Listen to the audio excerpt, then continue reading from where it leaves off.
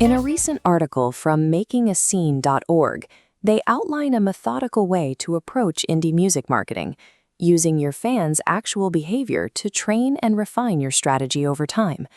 For years, independent artists have been told to build their careers on blind guesswork. You guess what time to post, you guess what piece of merchandise might sell, and you throw content at the internet hoping the algorithm arbitrarily smiles on your release. Streaming numbers act as a signal of interest, but they offer no way to reach that listener directly. You might open Spotify for artists and see a sudden spike in your monthly listeners happening right here in Chicago, or the data might show a secondary market heating up down in Austin. The trend could even extend to major music hubs like Nashville. Geographic listener density looks impressive on a dashboard, but it provides zero actionable contact information.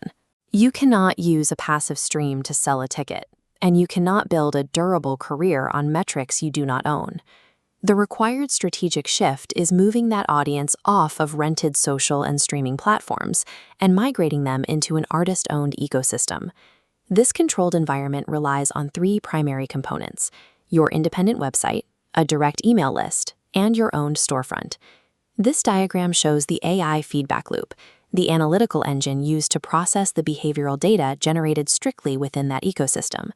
It runs on a continuous cycle: launch, track, learn, and improve. True leverage in the modern music industry exists only when you control the entire journey, using discovery platforms at the top of the funnel to capture verified transactions at the bottom. To organize all this data, we use a tracking mechanism called the Fan Passport. It acts as a digital map, linking isolated interactions into one cohesive timeline for each fan. Let's look at the launch phase during a single release. Instead of posting a generic streaming link on social media, you bypass the platform entirely, driving fans to a dedicated landing page on your website. Moving into the track phase, you record exactly what actions take place on that landing page. You measure the inbound clicks, specifically tracking the traffic generated by a personal, story-driven email campaign.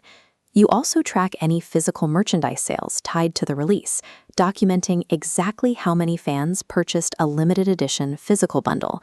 And if you provide a custom QR code at a live show, you can permanently log a first listener reward stamp into a fan's profile the exact second they scan it. Tracking these precise actions proves audience value is defined by verifiable participation, not passive algorithmic impressions. Before bringing AI into the equation, you must practice strict data hygiene. You export your clean campaign reports and completely strip out all sensitive, personally identifiable information to ensure your fans' privacy is respected. Now you enter the learn phase. You take that sanitized behavioral data and input it into an AI assistant like Claude or ChatGPT. This breaks down an effective AI prompt. Assign a clear role, a revenue goal, and a constraint to ignore vanity metrics.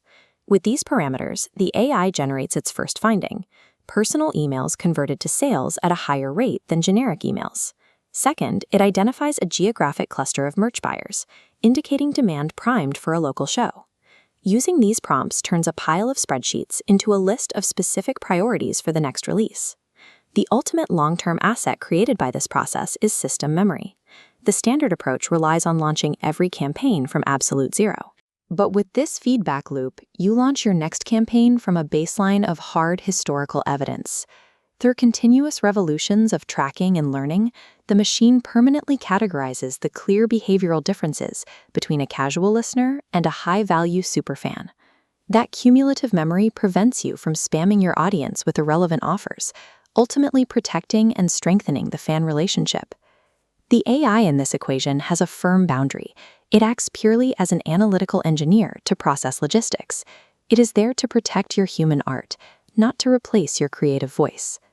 Managing an owned ecosystem provides the specific insights into fan behavior that usually require a dedicated marketing team. Adopting this framework transitions the creator from a dependent tenant of social media algorithms into a sovereign, self-sufficient business owner.